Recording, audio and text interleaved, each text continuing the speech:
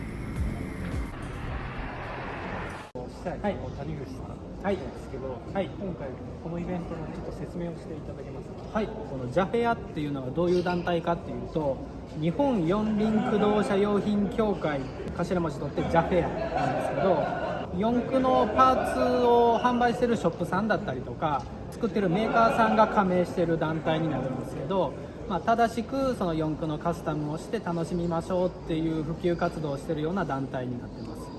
全国にいろいろ加盟してる店舗がかなりあるんですけど、そのうち東支部だったり西日本支部だったり中日本支部だったりいろんな支部があるんです。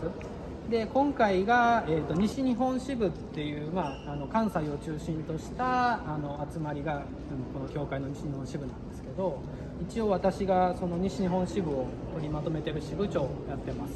どういうイベントかっていうと、今回は、車四駆のカスタムした車をこうやって並べてお客様に見てもらって、パーツも並べてこれ欲しいなっていうのを買ってもらって、なおかつじゃあ取り付けもできますよっていうようなところだったりとか、団体の加盟店だったら安心して四駆のパーツつけてもらえるところばっかりなので、こういうお店がありますよっていう紹介をやってたりとかっていうような、普及活動のためのイベントっていう形ですね。で毎年春にこういう置き型の展示イベントをやってて、秋に壮行会のイベントもやってるので、オフロード走ったことない人がどうやってオフロード走るのとか、走る場所どういうところがありますかっていうのを知ってもらうために、そういう壮行会の、初心者向けのイベントですけど、そういうのも開催してるので、またそっちにもぜひ参加いただけたらと思います。ありがとうございました。はい、ありがとうございます。最初はグー、じゃんけんほい。グーです。パーの方、はい、前に出てきてください。パーの方、前に出てきてください。